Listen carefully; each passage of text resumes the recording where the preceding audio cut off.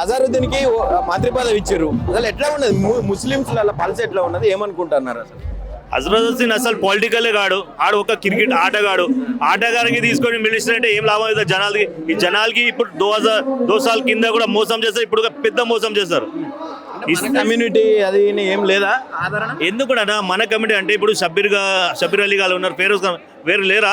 2 సార్లు ఇంకొక ముస్లిం మనిషి దొరకలేదు తెలంగాణలో. ఇప్పుడు పబ్లిక్ ని చూద్దామని పబ్లిక్ ఇప్పుడు మోసపోయినారు. ఇప్పుడు పబ్లిక్ నమ్మే పరిస్థితి లేరు. పబ్లిక్ ఆల్రెడీ డిసైడ్ అయిపోయి కేసీఆర్ దాన్ని ఎట్లా గెలిపియాలా, ఇంకే ఎలా కొట్టాలా. ముఖ్యమంత్రి ఏమంటుండు, వరల్డ్ కప్ తెచ్చిన అజారుద్దీన్ మనం గెలిపించుకోవద్దా, మనం ఆయనకు మంత్రి పదవిని ఇవ్వద్దా, న్యాయం జరగొద్దా అని చెప్తుంది కదా. ఒక క్రికెటర్ అని పట్టుకొని రాజకీయం చేస్తే కాదన్నా, ఇంకా వేరే మంది లేరా తెలంగాణ ముస్లిం వాళ్ళు? ఈడు ఒక్కడే ఉన్నాడా?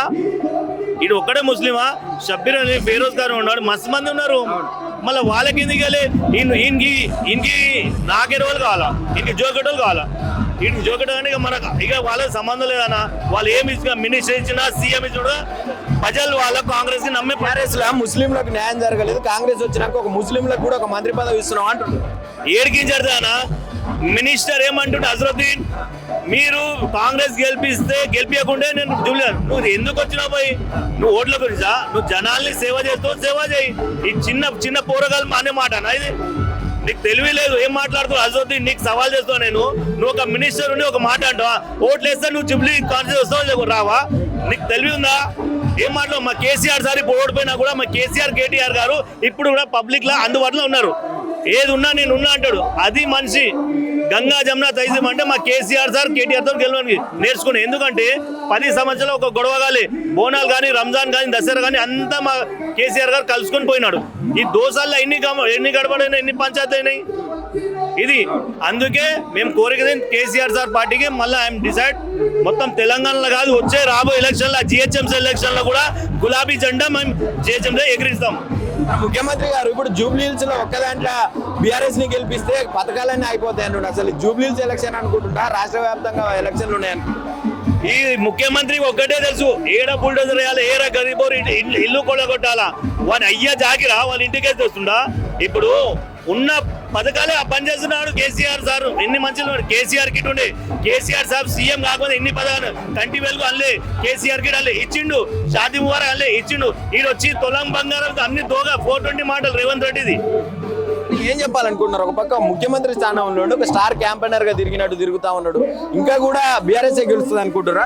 వాళ్ళు ఎంత తిరిగినా, ఎంత వాళ్ళు ప్రజల కాలు మొక్కినా కూడా ప్రజలు వాళ్ళ మీద నమ్మకం చేయరు కాంగ్రెస్ వాళ్ళ మీద.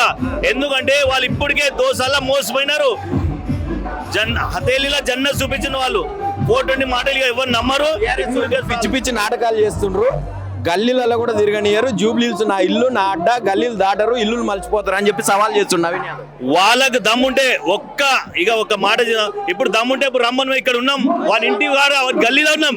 ఆడికి దమ్ముంటే వాడు ఒక్క మొగ మనిషి ఉంటే ఇప్పుడు రమ్మని చూసుకుంటాం. సవాల్ అంటున్నా, ఇది సవాల్ కాదు. రమ్మను చూద్దాం అన్న. రాజకీయం అంటే రౌజేడు కాదు, అందరితో కలుపుకొని పోవాలా. దానికంటే ఓ లీడర్ నాయకుడు నువ్వు గొడవ పెట్టాలి, అవనికి గొడవలాంటి కాదు అది. ఇప్పుడు మా కేసీఆర్ సార్ 10 సంవత్సరాలు ఒక్క గొడవ కాలే. ఏం కోరుకుంటారన్నా ప్రజలందరూ? ఏం కోరుకుంటున్నారు అసలు అన్న? ఇప్పుడు కాంగ్రెస్ హటావ్, టీఆర్ఎస్ లావు, కేసీఆర్ సాబ్ లావు. వీళ్ళు వద్దు, వీళ్ళతో చేత కాదు. ఇప్పుడు ఏమైనా డెవలప్ నాతో ఎవరు నమ్మతలేదంటే మళ్ళీ ఎందుకు రాబోయే హామీలు ఇచ్చినావు?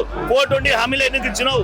నీకు చేత కాకుండా ఎందుకు ఇచ్చినావు? మళ్ళీ జరుగును, మా కేసీఆర్ సాబ్ ఉన్నాడు, మళ్ళా నీతో చేత కాదు జరుగు, మేము చూసుకుంటాం. జూబ్లీహిల్స్ ఎలక్షన్స్ కి సంబంధించి ఏం చెప్పాలి? జూబ్లీహిల్స్ ఎలక్షన్ చెప్పాల్సింది ఏం లేదు. War one side. 14వ తారీఖున జూబ్లీహిల్స్ గల్లీలో కారు తిరగబోతా ఉన్నది అంతే. జూబ్లీహిల్స్ ఎలక్షన్లలో ఈ గల్లీలలో క్యాడర్నే లేకుండా చేస్తా బీఆర్ఎస్ అని చెప్పి నవీన్ యాదవ్ సవాల్ చేస్తున్నావు. నువ్వే వార్ వన్ సైడ్ అంటున్నావు. ఒక్కసారి నువ్వు కెమెరా తిప్పితే గల్లీ చుట్టుముట్టు ఇక్కడ 5,000 లక్షల మంది కనిపిస్తారు నీ గల్లీలో.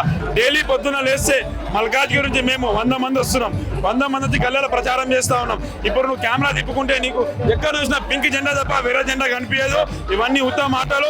ఈ మాటలకు మేము ఏం చెప్పవద్దు అనుకుంటున్నాం. 14వ తారీఖు ఖాళీ ఎలక్షన్ తో మా మెజారిటీతో మేము మాట చెప్పాలనుకుంటున్నాం. బీఆర్ఎస్ ని గెలిపిస్తే పథకాలు అవుతాయి అంటుండు కదా మన రేవంత్ రెడ్డి. బీఆర్ఎస్ ని గెలుచుకుంటే పథకాలు అడిగిన రేవంత్ రెడ్డి, ఇదే నీ నైజామా? ఇదేనా అందుకేనా నువ్వు గడ్డ ఎక్కింది? నువ్వు ఇంతకు ముందు కూడా కంటోన్మెంట్ లో ఇదే మాట చెప్పి 400 కోట్లు పెట్టినా చెప్పి కంటోన్మెంట్ లో చెప్తా ఉన్నావు. ఎక్కడ ఖర్చు పెట్టినావు బిడ్డ? నువ్వు 400 కోట్లు నువ్వు గలీలకు వస్తావా రా అక్కడ అమ్మ అక్కలు చెల్లెలు అక్కలు నీకు దండతో ఆరతి కాదు నీకు చెప్పుల దండతో ఆరతి చేస్తారు నేను ముఖ్యమంత్రి బ్రదర్, ఆయన ఒక ముఖ్యమంత్రి.